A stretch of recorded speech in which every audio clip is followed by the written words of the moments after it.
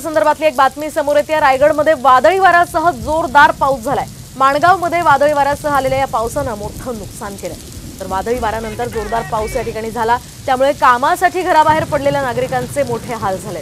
आपण पाहू शकतो या दृश्यांच्या माध्यमातून मोठ्या प्रमाणावर पाऊस झालाय। एवढंच नाही तर वादळी वारा सुद्धा होता, त्यामुळे अनेक घरांची पडझड झाली आहे, अनेक झाडांची पडझड झाली आहे, त्यामुळे रायगडमध्ये मोठं नुकसान झालंय।